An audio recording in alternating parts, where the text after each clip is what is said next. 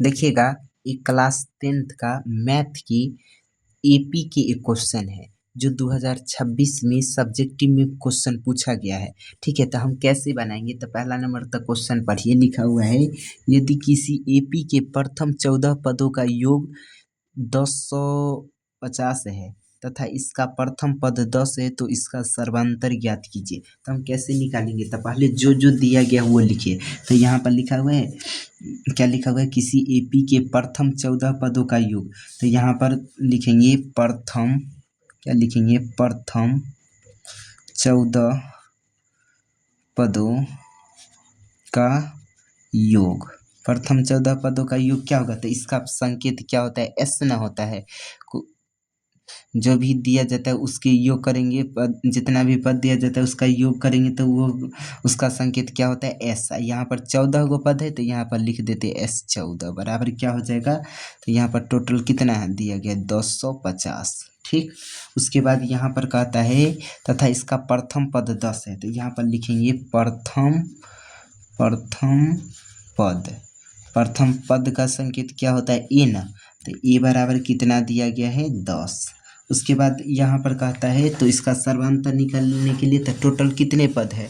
तो 14 है। तो यहाँ पर लिखेंगे पदों की संख्या, पदों की संख्या। तो पदों की संख्या का संकेत क्या होता है? एन ना होता है। तो एन बराबर कितना? 14। ठीक, अब उसके बाद हमको क्या निकालना है? तो इसका सर्वांतर ना। तो यहाँ पर लिखेंगे सर्वांतर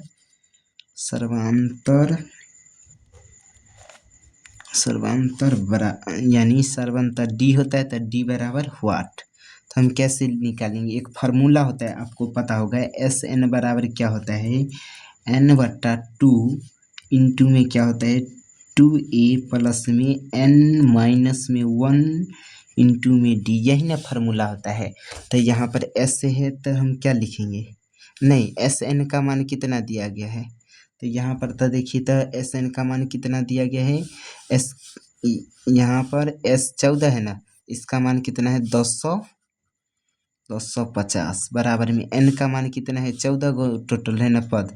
तो यहाँ पर लिख दे 14 बटा में 2 है तो 2, उसके बाद 2 है तो 2 लिखेंगे। ए का मान देखिए तो 10 है, प्लस में यहाँ पर कितना लिखा हुआ है?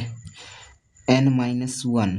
तो n का मान कितना है? 14। तो लिखेंगे 14 माइनस 1 इंटू में डी। तो डी का तो मान ही निकालना है तो लिख दीजिए डी। उसके बाद यहाँ पर क्या करेंगे? ये 2 से काट देते एक बार में, ये 2 से काटते 7। तो यहाँ पर हो गया 200, क्या हो गया? 250 बराबर में 7 इंटू में कितना? 2 को 10 से गुना करते तो कितना हो जाएगा? 20 ना। 20 प्लस में यहाँ पर कितना है? 14 में से ये कितना है? 1 घटा लेंगे तो 13 इंटू में डी। ठीक, अब यहाँ पर क्या हो जाएगा? अच्छा, इधर देखिए तो ये 7 किस में है? गुना में है। इधर भेज देते तो क्या भाग में आ जाएगा? तो 250। इधर देखिए तो गुना में है इसके साथ, तो इधर आएगा तो भाग में हो जाएगा 7 बराबर में कितना? 20 प्लस में 13 डी। ठीक, अब यहाँ पर कटेगा, 7 से काटते हैं तो 7 एकम 7, इसको 7 से काटेंगे एक बार में यहाँ पर कितना हो जाएगा? 7। तो यहाँ पर बचा 3, 3 पर 5 35, 7 पचे 35, एगो जीरो है तो एगो जीरो। 150 बार में। आपको ऐसे नहीं समझ आया होगा ना तो हम ऐसे भाग करके आपको दिखाते। 250 को 7 से भाग करते थे एक बार में कितना आया होगा? 7। यहाँ पर 3, 3 पर 5 35 ना। यहाँ पर 5 बार में कितना आ गया? 7 5 35, ये कट गया, ऊपर से उतरा जीरो है तो एगो जीरो यहाँ पर दे दीजिए। यहाँ पर 7 से यहाँ पर डायरेक्ट जीरो दे दीजिए ना। ठीक है, तो यहाँ पर क्या हो जाएगा? कितना बार में लगा? 150 बार में कटा तो यहाँ पर बच गया 150। 150 बराबर में कितना? 20 प्लस में 13 डी। अब ये देखिए तो 20 इधर प्लस में है ना तो बराबर की इस तरफ भेज देते, माइनस में आ जाएगा। 150 माइनस 20 बराबर 13 डी।